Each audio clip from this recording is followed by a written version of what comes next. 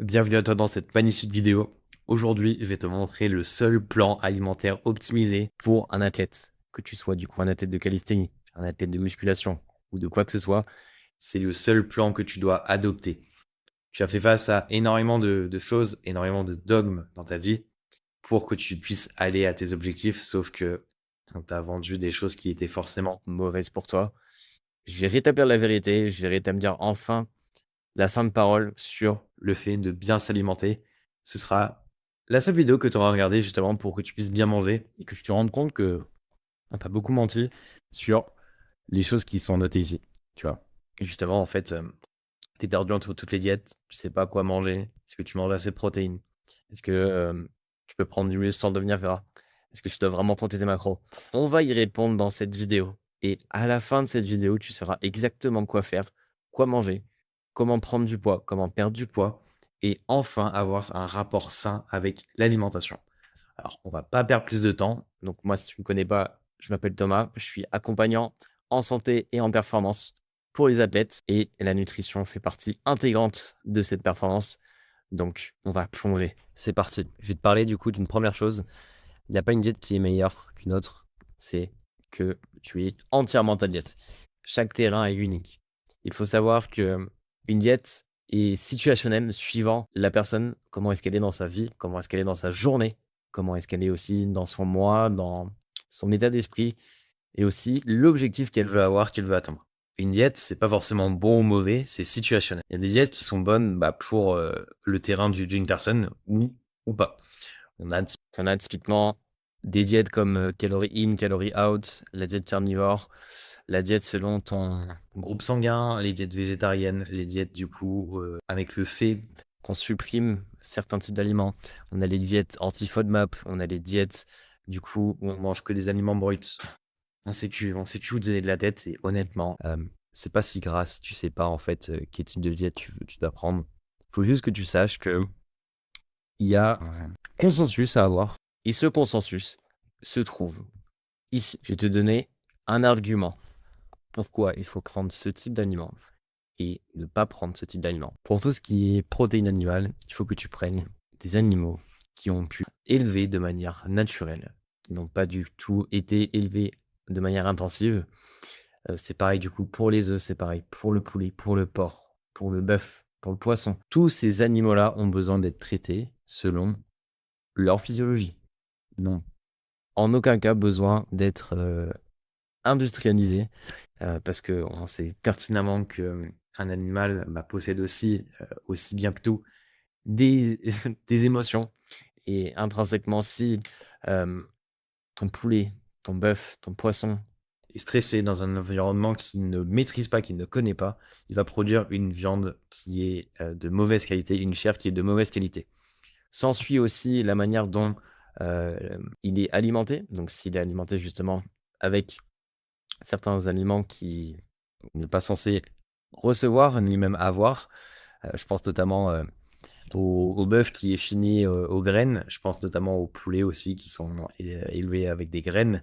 Donc forcément, ça change le profil de la viande et ça peut créer d'énormes déséquilibres aussi bien pour la viande qui va être ensuite après ingérée vers nous-mêmes. Voilà. Donc ça, c'est les premières choses à comprendre vis-à-vis de tout ça. Donc là, c'est noté sur les aspects des protéines. Euh, j'ai aussi un avis très tranché sur les légumes et les légumineuses. Pour moi, ce sont des excellents vecteurs de nutrition qui peuvent apporter aussi de bons nutriments. En revanche, comme les légumineuses et les légumes n'ont pas de gris, n'ont pas de dents pour se protéger, elles développent du coup des antinutriments. On a des oxalates, des phytates, des lectines. Bref, on a tout un tas du coup de chimiques et surtout de composés organiques le légume, le fruit ou légumineuse produit pour se protéger. En revanche, on a la capacité de pouvoir changer son état pour que l'entièreté des nutriments puisse se développer. Et en l'occurrence, pour les légumes et pour du coup le soja fermenté, il y a des préparations à faire. Donc là, on peut voir typiquement, soit elles ont été du coup trempées, ou soit du coup elles ont été du coup aussi trempées pendant une longue durée. Voilà. Les choses à éviter, comme je t'expliquais. Voilà. Tout ce qui est fait de manière processisée, tout ce qui est industriel, à partir du moment où en fait on a quelque chose qui est fait en grande quantité de manière industrielle, tu dois t'en écarter le plus possible. Pareil aussi pour tout ce qui est légumineuse qui n'est pas fermenté, parce que là, du coup, tu vas te prendre de plein fouet les antinutriments et ça peut te poser de gros problèmes. Au niveau des huiles de graines, la société actuelle vend les mérites des huiles de graines parce qu'elles sont censées être bonnes pour la santé, etc. Moi, je te fais un parallèle. Il y a eu énormément qui ont démontré justement que depuis les années 70, où les huiles de graines ont été introduites dans notre mode de consommation, euh, les cancers, les maladies inflammatoires ont explosé en flèche. Et je te le donne en mille. C'est dû au ratio oméga 3, oméga 6. Il faut savoir que du coup, toutes ces huiles qui sont ici, je te fais un joli dessin qui est là, là. Toutes ces huiles sont extrêmement riches en acides gras polyinsaturés et insaturés. Et du coup, ces acides gras-là sont extrêmement riches en oméga 6. Sauf que le ratio qu'il faut avoir, normalement entre les 3 et 6, 9, doit être d'un ratio qui est à l'équilibre. En revanche, si on a du coup une alimentation qui est surexposée en un oméga, on va créer une inflammation systémique sur l'ensemble du corps. Et du coup, ce qu'il faut savoir, c'est que l'huile de graine est dans tous nos aliments. Les aliments qui sont du coup pour augmenter déjà leur temps de conservation, parce que du coup, c'est une huile qui est bon marché, c'est une huile que tu peux facilement reproduire, c'est une huile qui est facilement extrayable, c'est une huile qui du coup qui peut être réutilisée, qui est très versatile, mais en termes de nutritifs et surtout les particules fines qu'elle dégage, c'est une abomination. Et donc du coup, ça peut créer déjà de 1, du coup, dans un premier temps, le déséquilibre oméga 3, oméga 6. Et ce qu'il faut savoir, c'est que le processus d'extraction de ces huiles-là se fait à partir de dérivés pétrochimiques pour les faire chauffer à très haute température. Et ce qu'il faut savoir, c'est que quand tu fais chauffer à très haute température quelque chose, tu changes sa structure moléculaire et par conséquent, quand tu changes la structure moléculaire, tu changes intrinsèquement l'entièreté du coup de ce que compose normalement l'aliment. Et du coup, les huiles de graines ne dérogent pas à la règle.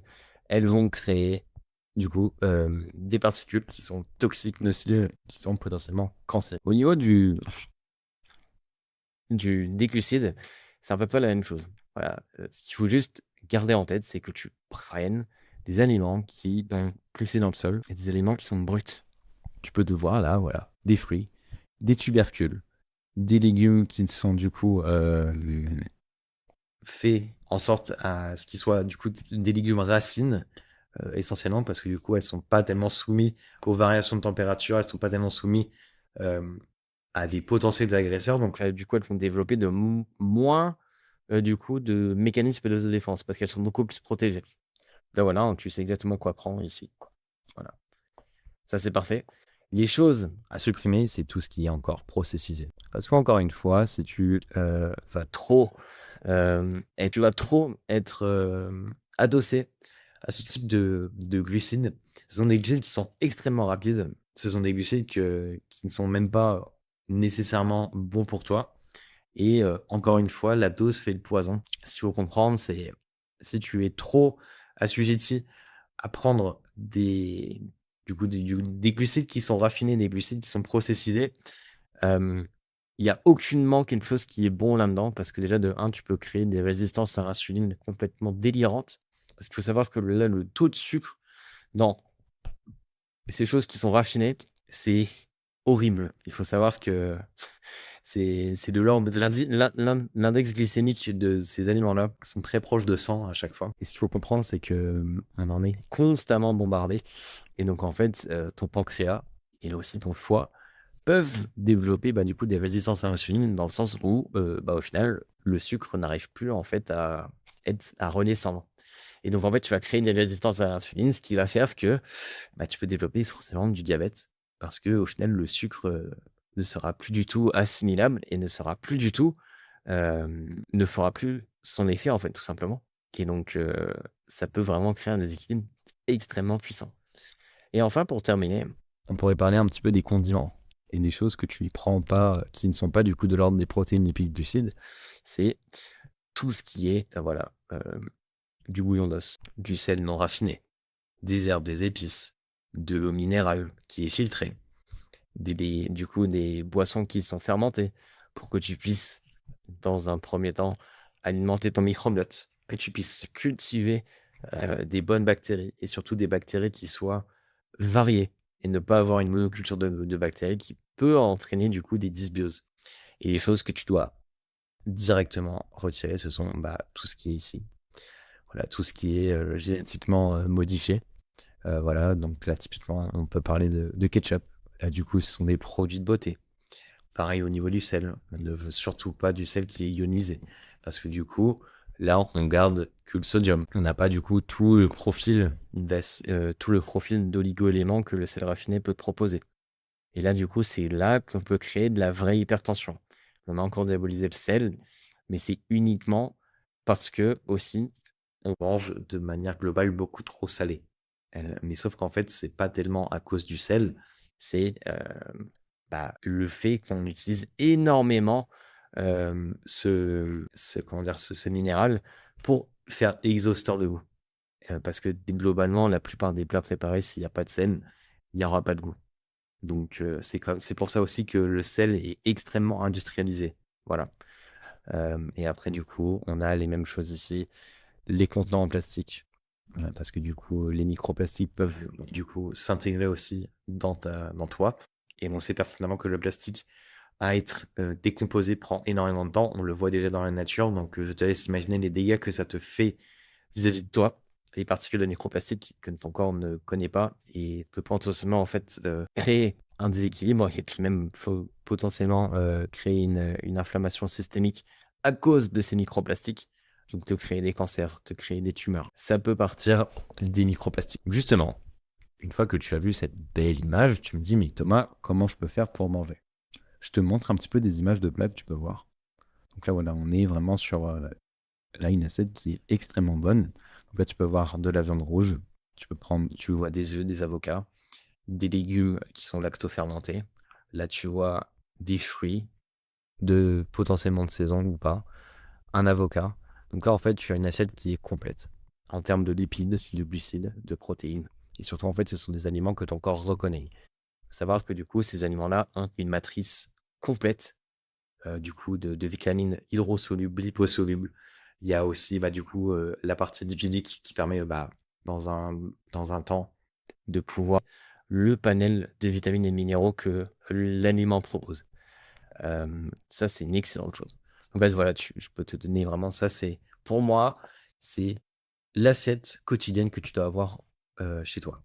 Donc là, voilà, tu vois typiquement une assiette qui est excellente avec voilà, des carbs, donc des glucides qui sont plutôt faciles à digérer, des glucides qui sont pas tellement complexes, mais qui vont te donner en fait l'énergie qu'il faut à ton corps pour qu'il puisse du coup fonctionner normalement. Parce qu'on sait très bien que les glucides, c'est quand même la première source d'énergie du corps, et il ne faut certainement pas les diaboliser, mais il faut prendre des glucides de qualité qui possèdent des vitamines, des minéraux, et que du coup, en fait, tu puisses soutenir l'ensemble de ton corps.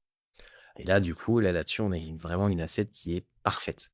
On a des fruits qui peuvent te donner du coup de l'énergie directement. Là, on a du coup des glucides qui sont quand même un peu plus complexes à digérer, donc qui peuvent te donner de l'énergie un peu plus sur le long terme. Et là, après, on a du coup la fameuse protéine et les lipides qui sont ici pour du coup tout ton système hormonal, pour ton système nerveux. Et là, du coup, on a les protéines pour le système immunitaire, pour le soutien de tes muscles, de ta peau, et puis même aussi au niveau de tes ongles, de tes cheveux. Là, on a une assiette qui est parfaite. Vraiment, là-dessus, tu ne fais pas fausse route et tu vas voir l'énergie que tu peux avoir rien qu'avec ça. On va maintenant parler aussi un petit peu du danger des régimes. On va parler aussi un petit peu est-ce que je dois compter mes macros? Est-ce que je dois créer quelque chose d'anxiogène? Moi, je te conseille simplement de prendre en compte un principe, le Total Daily Energy Expenditure.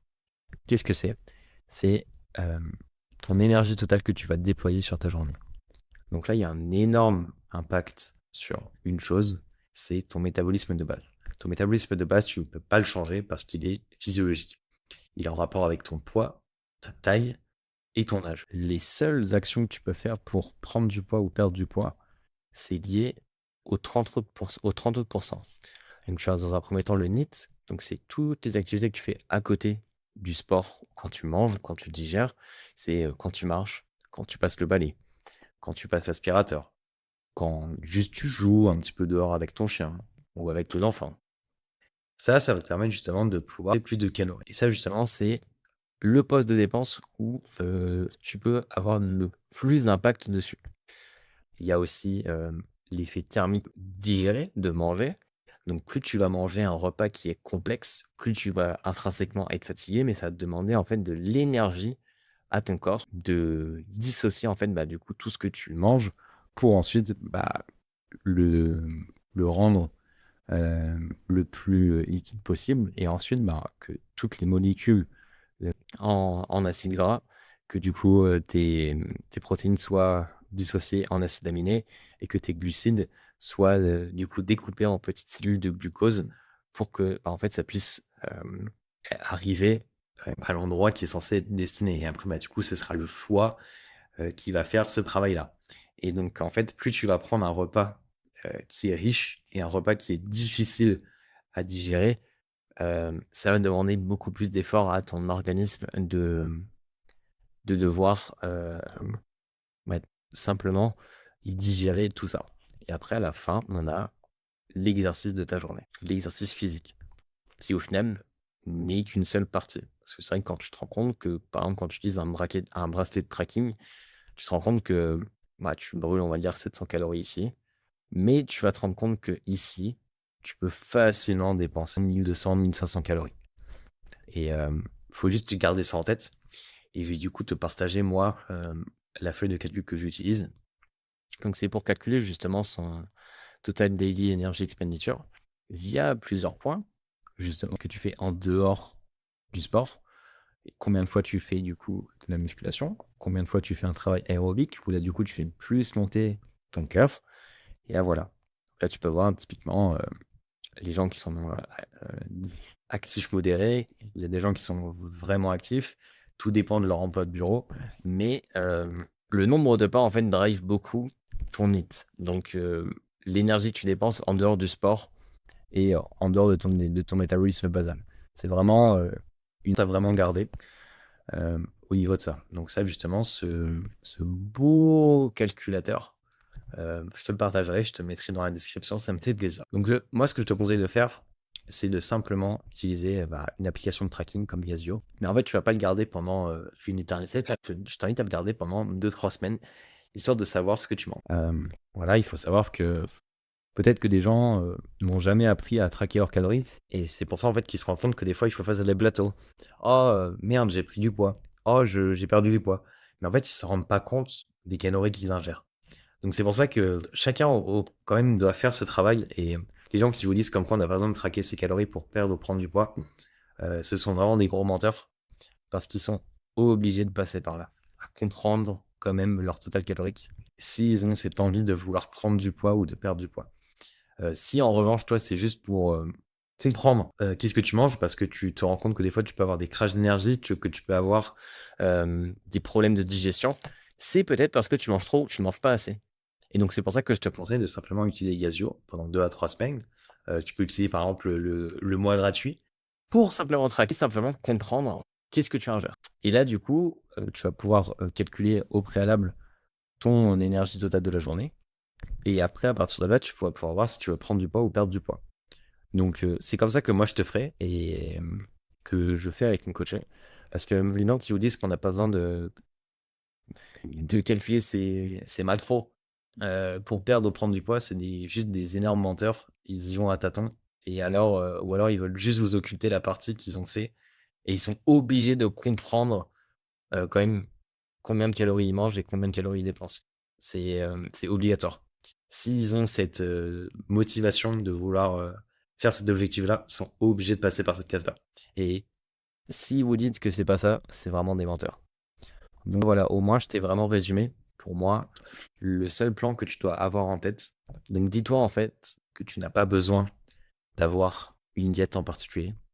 Une diète est vraiment situationnelle suivant le terrain de la personne et suivant les pathologies qu'elle peut avoir ou ses objectifs. Par exemple, un jeûne intermittent pourrait être intéressant pour un type de personne. Par exemple, une diète sans FODMAP, donc pour éviter au maximum les fibres de type insoluble, qui vont éviter de créer trop de problèmes intestinaux. Là, c'est intéressant. mais c'est suivant le terrain de la personne. Je sais pertinemment que beaucoup de gens n'ont pas tellement de problèmes, mais ne savent pas quoi manger, ne savent pas quoi prendre. Donc honnêtement, avec cette fiche-là, tu vas mieux faire que 95% des gens. Si déjà, en fait, tu respectes à la lettre cette fiche-là, je te garantis que tes problèmes d'énergie, tes problèmes de ballonnement, tes problèmes vis-à-vis de qu'est-ce que tu souhaites manger, qu'est-ce que tu ne sais pas manger, etc., ils vont s'envoler. Et ton énergie, elle va vraiment se décupler. Tu vas comprendre que, un peu à contre-courant, au final, ce que les gens vont te dire, et tu vas rentrer un peu plus dans le détail, parce qu'au final, un morceau de poulet EcoPlus, c'est un morceau de poulet label rouge ou qui vient plus juste de chez le fermier, qui est complètement différent, parce que justement, je t'explique le processus, et que si du coup, ils ont été en pâturage, ils ont été pas élevés de manière industrielle, la viande va être de bien meilleure qualité, les minéraux, du coup, vont être de bien meilleure qualité, ce qui est tout à fait logique. En revanche, les choses à supprimer sont ici. Je t'ai donné, pour moi, les arguments les plus irréfutables, mais on pourrait encore débattre énormément sur toutes les dérives, même au niveau de ces choses-là. Parce qu'au final, les personnes qui sont, les industriels qui sont derrière tout ça, minimisent énormément de choses. Ils pensent très sincèrement que simplement prendre de la protéine et quelques acides aminés à rajouter dans la protéine vont pouvoir déclencher les effets physiologiques voulus, notamment de l'anabolisme musculaire. Mais c'est complètement faux. Le corps a besoin d'avoir beaucoup plus de choses que de simplement prendre un minéral ou prendre simplement une vitamine pour que le corps puisse l'assimiler. C'est beaucoup plus complexe et les industriels le savent très bien, mais ne veulent pas vous le dire parce que ça leur servirait pas du tout. Enfin, voilà un petit peu. Moi, je pense que de mon côté, je pourrais vraiment conclure sur ces petites phrases-là. Ton corps reconnaît les bons aliments. Je suis persuadé que ici, voilà, tu es un être humain normalement constitué. Tu vois une assiette de ce type, tu sais pertinemment qu'elle va être bonne pour toi. Tu vas pas me faire croire que c'est un hamburger, que c'est un McDo qui va justement te donner du plaisir. Là, tu sais que tu manges quelque chose de sain, quelque chose qui va pouvoir te soutenir toute ta journée et qui va pouvoir vraiment, du coup, t'aider et les mécanismes naturels de ton corps à fonctionner. Voilà.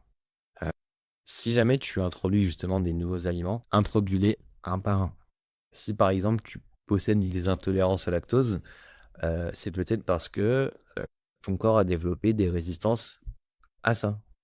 Mais ça ne veut pas dire que justement tu es à ne plus du tout prendre de produits laitiers, mais commence simplement avec des produits qui sont faciles à digérer, etc. Là, du coup, introduis des aliments petit à petit et regarde ce que ça fait au niveau de ton corps. En fait, il faut être extrêmement à l'écoute de son corps et de qu'est-ce que tu manges. Là, je peux te donner un conseil.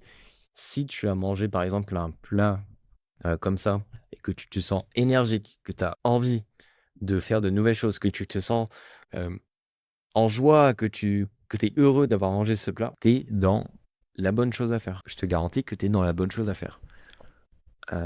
Un plat, si une fois que tu l'as mangé, que tu te sens que plus du tout d'énergie, tu te sens limite en fait vampirisé par la digestion, c'est que tu as fait quelque chose de mal. Ça, ce sont des signes qui ne trompent pas. Et c'est des signes qui sont tellement bénins, mais que les gens en fait minimisent. Et ça, je trouve ça triste parce que à chaque fois, c'est dans l'essentiel et les choses les plus logiques on retrouve en fait son autonomie. Voilà. Donc, comme je te dis, il sera te dire vraiment en temps voulu quand est-ce que tu vas pouvoir en meilleure santé. Et voilà, et surtout, en fait, tu sauras aussi comment nourrir en temps voulu. À partir du moment où tu vas prendre des aliments qui sont de qualité, qui sont naturels, tu sauras exactement écouter ton corps. Quand est-ce qu'il a faim? Quand est-ce qu'il n'a pas faim? Et ça, du coup, c'est vraiment quelque chose de magnifique. En fait, tes rythmes vont redevenir en fait naturels. Tu ne vas plus jamais grignoter émotionnellement, tu ne vas plus jamais manger sur le pouce que ton corps te réclame par exemple du sucre à outrance ou du gras à outrance. C'est normal, mais il faut l'utiliser avec parcimonie et utiliser le bon gras et le bon sucre. Si justement tu as encore faim parce que tu manges par exemple des, du pain raffiné, des jus concentrés ou des fruits ou des gâteaux ultra processés, c'est parce que ils n'ont aucune teneur nutritive. C'est aussi simple que ça. Et c'est la même chose pour le gras d'ailleurs. C'est exactement la même chose pour le gras. Voilà en tout cas. J'espère que cette vidéo t'a plu. C'était vraiment, pour moi, le seul plan, alimentaire que tu dois avoir si, tu veux prendre soin de ta santé, mais surtout que si un athlète. Pour moi, c'est la base à avoir. Heu, comprendre combien de calories tu dépenses, qu'est-ce que tu manges réellement. Avoir, du coup, cette diète-là, de supprimer vraiment les choses les plus importantes, d'ajouter des choses, bah, du coup, qui vont vraiment soutenir ton corps et juste que ces types d'assiettes-là sont très simples à mettre en place et que là, du coup, tu sais pertinemment que ton cerveau associe ça à quelque chose qui va vraiment être bon et qui va vraiment te servir. Voilà. Donc, dans tous les cas, j'étais vraiment très content de te faire cette vidéo et à très vite parce qu'on a encore énormément de choses à dire. Dans les prochaines vidéos, comme tu peux le voir, ça va être très bien.